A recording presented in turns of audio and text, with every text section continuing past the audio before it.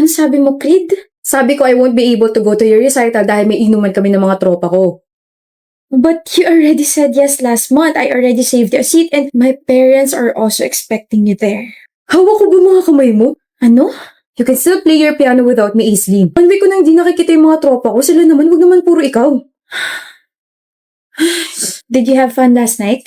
With your friends? Oo naman, sobrang saya nilang kasama. Solid talaga, grabe. Hindi mo sinabing may mga babaeng kasama. Ano ka ba, matik na yun? Tsaka mga syota nila yun. Alam na mapaalisi ko sila para sa'yo, di ba? Sino yung babaeng katabi mo rito sa video na to? Ayan, tropa yan ng girlfriend ng tropa ko. Her hand is on your lap. Papamasahe kasi siya ng kamay. I'm jealous. Aislinn, kahit sino magpapamasahe sa'yo, hindi mo matatanggihan. Tsaka nakakaya sa mga tropa ko baka kung ano isipin nila sa akin. Yung iisipin ko hindi mo naisip? Gahanap ka ba ng away, ha? Masyado mo pinapalaki yung gulo, bahala ka nga dyan. Creed! Finally, kanina pa kita hinahanap. Uy, Vic! Kumusta ka na? Tsaka, bakit mo ko hanap? I just wanna thank you for making me happy nung inuman. Dahil minasahe mo yung kamay ko. Wala yun. I wanna invite you nga pala for dinner later. Kasama yung mga tropa. Sure! Creed, may family dinner tayo mamaya. Bawal ka, Creed. Sayang naman, minsan lang tayo makompleto eh. Gagawa kong paraan. Babe, ilang beses ko naman nakakasama sa dinner sila tita. Pagbigyan mo na ako. Kakakita mo lang sa kanila last week, di ba? Ano ba, Aislinn? 1 taon na tayo pero yung mga tropa ko, they've been there before you. Gawa mo ng paraan yan, ha? I'll be there, Beck. Wait lang, CR lang ako. Okay. So you're Creed's girlfriend? I'm Beck. To be honest, I like your boyfriend. He's soft, he's caring, and the way he looked at me nung inuman, gosh, nakakatunaw. I wanna snatch him from you. Joke! Do it. What? Sabi ko gawin mo. Snatch him. Are you serious? Bakit parang hindi ka makapaniwala? Hindi mo ba inaasahan na papatulong kayo sinabi mo? Are you challenging me because I won't back off? Sa nakikita ko is very interested sa akin. Tignan mo na lang kung paano mabaliw sa akin yung boyfriend mo. Aislinn! It's so nice to see you around dito sa campus. Nga pala, meet my boyfriend, si Creed. Hi. Hi, Creed. Hi, I hope nagsisisi ka na pinakawalan mo siya. Pinakawalan ba ang tawag sa nahuling naglolo ko siya? Sana kasi mas naging mabait ka sa akin. I told you I can snatch him from you. Proud ka? Of course! I mean, I made you cry. Wait, yung ba yung sinabi ni Creed sa'yo na umiyak ako? I got hurt but I never cried. I never shed a single tear for this boy. Creed, hindi mo sinabing you begged me to forgive you yesterday na hindi mo na ako lolokohin ulit? Na lumuhod ka sa harap ng parents ko kasi pati sila nalaman yung mga pinagagawa mo? Hindi mo sinabi yun sa kanya? Sabi mo siya yung nagmakaawa. Anong ginagawa mo rito? Tanggapin mo na ulit ako. Nagmakaawa na ako kay Tita. Okay lang kahit hindi nila ako patawarin basta ikaw patawarin mo ako. Please, hindi ko na uulitin. Hindi na kita lolokohin. Malis ka na. Shucks, wala pa nga kayong 1 month pero ganyan na agad yung relasyon nyo. Ayag ka nun? Creed? Well, I already expected this to happen na magiging kayo. Isang proud manloloko at isang proud mga agaw. Ay, it's okay, Beck. Sa'yo na siya forever. Pinadali mo yung buhay ko. I mean, you just stole my problem. Sino ba naman ako para magreklamo, di ba? This is super amazing. Ngayon lang ako nakakita ng perfect match. Grabe. Have fun with your relationship, okay?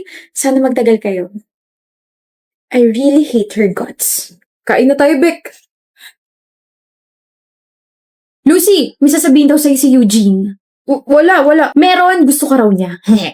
Hoy! Gusto mo ako, Eugene? Kilala mo ako?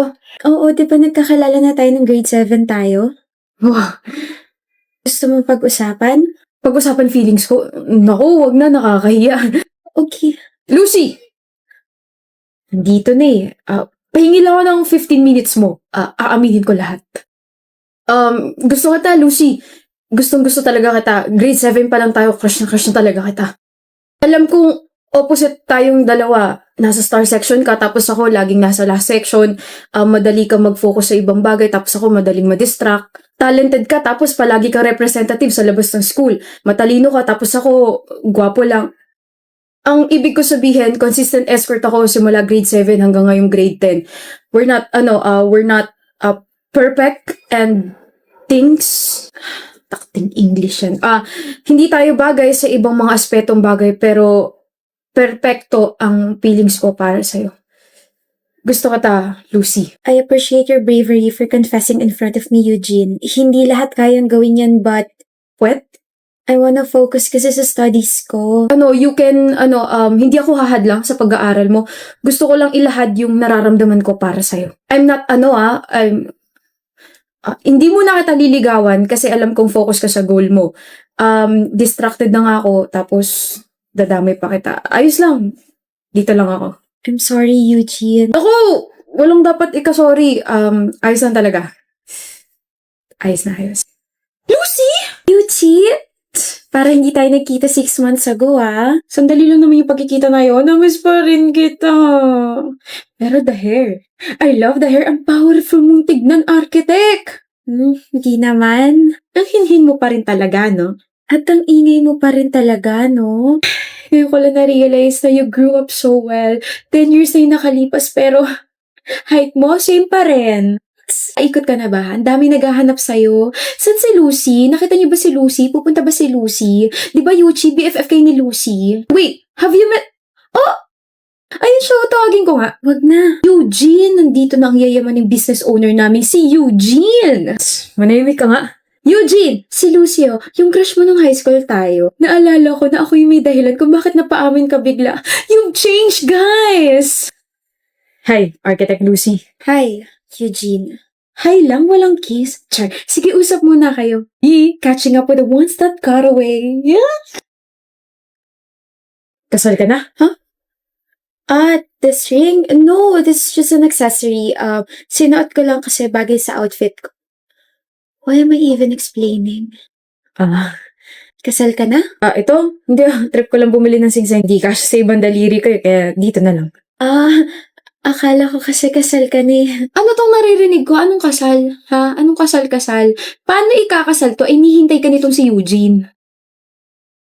Pagod na ako sa inyong dalawa. Kailan ba magiging kayo, ha? 10 taon na wala pa ring usad. Yuchi? Ikaw, Lucy, kailan mo aamin sa sarili mo na may gusto ka talaga dito kay Eugene? Na all this time, hindi ka nagkaka-boyfriend dahil hindi mo wala sa isip mo tong lalaking to. Alam mo bang one time nagreklamo sa akin to si Lucy nung high school tayo kasi bigla ka na lang daw lumayo after your confession? Ngayon ako na magsasabi kasi nahihirapan ako sa inyong dalawa. Ako'y naiinip eh. Lucy girl, hindi lumayo sa'yo si Eugene nung high school tayo. Ano ba? Si Eugene? Never siya lumayo.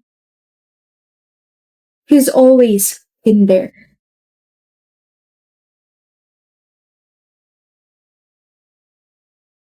Please lang. Dito lang ako. Dito lang ako.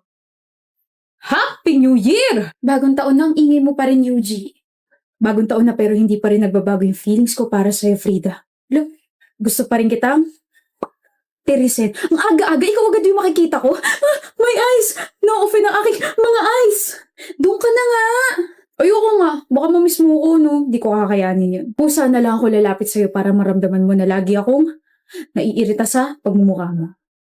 Ay Frida, masama yan. Ang kamay ay hindi pinangahampas. Ang kamay ay pinang-holding hands. Akin na nga yan, your hand looks very lonely. Gusto mong isakal ko sa itong kamay ko, ha? Tabi! Hoy! Ano? New hair, new me ka ngayon? Napansin mo pala? Paano ko hindi mapapansin? Napakaganda ng anit mo. Oo na, ang pretty-pretty. Isang beautiful eyes nga. Dali, isang beautiful eyes nga. Ewan ko sa'yo. Pikon! Pangit ka! Ikaw na naman, Frida. Nakita na nga kita kaninang umaga tapos nakita na naman kita ngayon. Huwag mo namang masyado ipahalata. Nagupong-gupo ka sa akin. Gusto mo sabunutan kita? Di gawin mo! Physical touch ang love language ko. You're hopeless. I'm hopeful kaya. I'm very hopeful na magiging tayo someday. Ano? Huh? Ano? Hindi naman ikaw yung kausap ko. Padar ka ba? Masyado ka namang asa-asa dyan, te. Nako, Frida, buwas-buwas mo yung pagiging asado mo. Nasaan na yun? Ikaw kasi.